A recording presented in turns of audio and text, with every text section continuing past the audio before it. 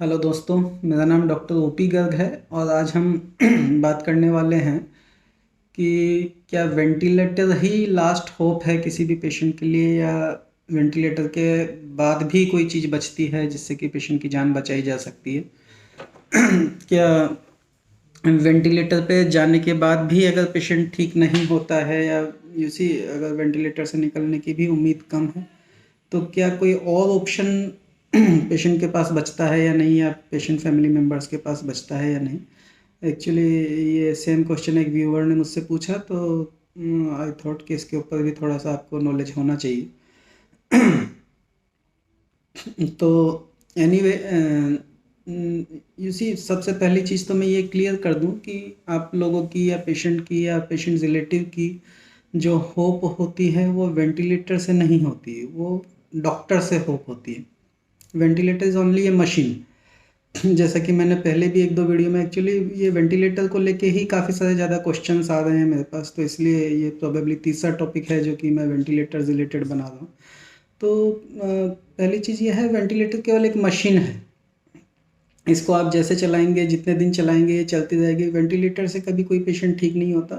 Patient ठीक होता है डॉक्टर की वजह से, जो कि जानता है कि उस वेंटिलेटर का यूज़ कब करना है, कब उसको हटाना है, कब लगाना है ना। और कितने टाइम के लिए लगाना है, ये सारी चीज़ें एक्चुअली डॉक्टर डिसाइड करता है। तो पहली चीज़ तो मैं बताऊं कि वेंटिलेटर केवल एक मशीन है और केवल यही एक लास्ट होप है, ये ना बोल के मैं बोलूँगा हाँ, डॉक्टर ज़रूर एक लास्ट होप हो सकते हैं आपके लिए, पर्टिकुलरली जो जिस हॉस्पिटल के अंदर जो भी सीनियर मोस्ट डॉक्टर, या जो सबसे ज़्यादा पढ़ा लिखा है, या जो सबसे ज़्यादा जानने वाला डॉक्टर है, that could be your last hope. Now regarding machine और वेंटिलेटर के जो आपने पूछा कि क्या उसके बाद भी कोई हमारे पास ऑप्शन बचता है या नहीं बचता, तो उसके बारे में मैं आपको बताऊं कि वेंटिलेटर के अलावा भी कुछ कुछ चीज़ें हैं। बट अगेन इट डिपेंड्स कि पेशेंट को वेंटिलेटर पे क्यों डाला गया है। जैसे कि एक आपने शायद नाम सुना होगा, ECMO, that is extra corporeal membrane oxygenation. तो नाउ ये एक ऐसी मशीन है जिसके अंदर हम पेशेंट के लंग्स को टोटल बाईपास कर देते हैं, यानी कि पेशेंट्स जिनका लंग्स पूरी तरीके से ख़राब हो गया है, या जिसको कि बहुत ज़्यादा टाइम लगने वाला है, तो उस पेशेंट्स के लंग्स के अंदर ब्लड ना जाके, मतलब उसका ऑक्सीजनेशन, जो लंग्स हमारा क्या करता है कि ऑक्सीजन अंदर लेता है और CO2 बाहर निकालने का काम जो करता है वो लंग्स का होता है। तो ये चीज़ लंग्स से ना होके एक मशीन से की जा सकती है, जिसको कि हम कहते हैं कि एक्स्ट्रा कॉर्पोरियल मेम्ब्रेन ऑक्सीजनेशन। तो वो एक हमारे पास मशीन है जो कि आपने कई बार सुना होगा कार्डियक सर्जरीज के अंदर, जो बाईपास मशीन जो होती है, जिसके अंदर लंग्स और हार्ट दोनों को ही बाईपास करके बाईपास मशीन पे डाला जाता है। तो आपने कई बार सुना होगा बाईपास सर्जरी।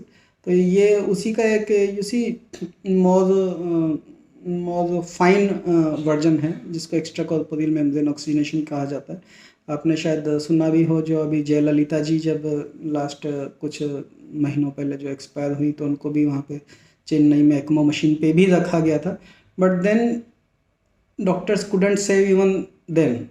तो ऐसा भी नहीं है कि मतलब वेंटिलेटर के बाद आप एक्मो मशीन लगाएंगे और हर पेशेंट बच जाएगा। जैसा मैंने आपको बताया कि ये डिपेंड करता है डॉक्टर के ऊपर, पेशेंट की कंडीशन के ऊपर, पेशेंट को क्यों वेंटिलेटर पे डाला जा रहा है या क्यों एक्मो मशीन पे डाला जा रहा है।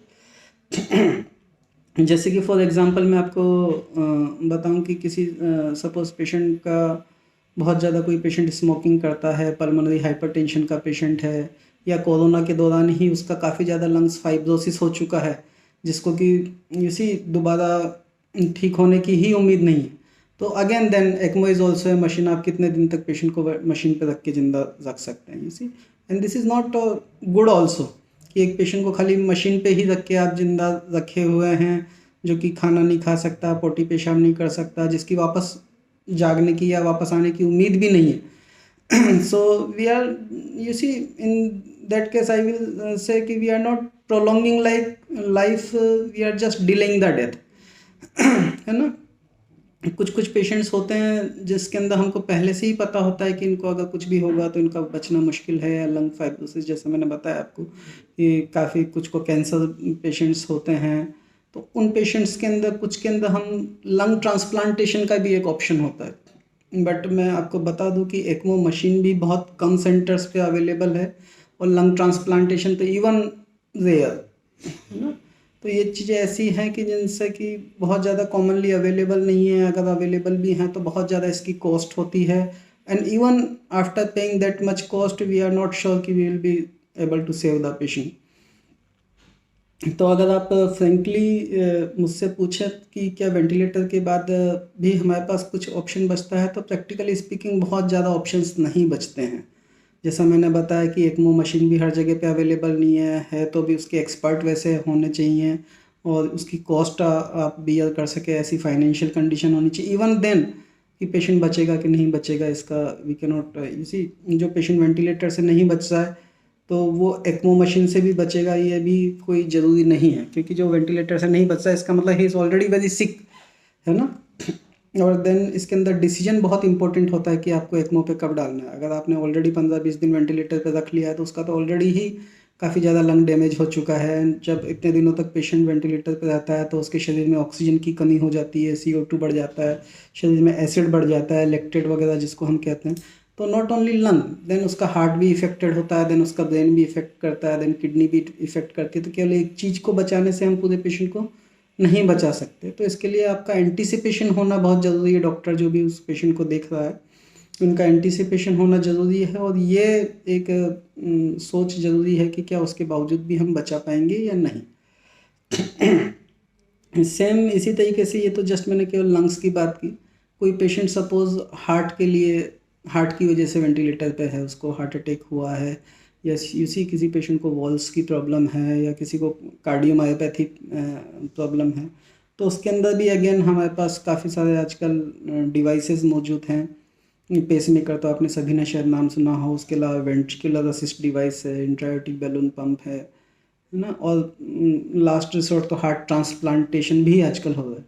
तो अगर हम वहाँ तक जा सकते हैं, हमको उम्मीद है उसका केवल हार्ट ही अगर अफेक्टेड है तो हार्ट ट्रांसप्लांट करके, या जो जो मैंने आपको बताया कि वेंट्रिकुलर असिस्ट डिवाइस हैं, ये सब चीज़ें करके पेशेंट को बचाया जा सकता है। बट अगेन देन इन सभी की बहुत ज़्यादा कॉस्ट है, इन सभी का यूसी इतने सेंटर्स में ये सारी चीज़ें अवेलेबल भी नहीं हैं, एंड इतना सब कुछ पैसा खर्चा करने के बाद भी पेशेंट कितना बचेगा नहीं बचेगा, उसका बचने के बाद क्वालिटी ऑफ लाइफ क्या होगी, वी आर नॉट श्योर। तो ये हार्ट के बारे में ऐसा किया जा सकता है। लीवर की अगर किसी पेशेंट को प्रॉब्लम है तो मैंने जैसा कि आपको बताया कि पहले तो हम ट्रीटमेंट केवल लीवर का ही करते हैं, क्योंकि लीवर में एक बहुत अच्छी चीज़ होती है, लीवर में रिकवर होने की बहुत अच्छी क्षमता होती है, अगर तो आपने उसको शराब पी पी के या किसी कोई मेडिसिन वगैरह से ख़राब नहीं कर लिया है तो।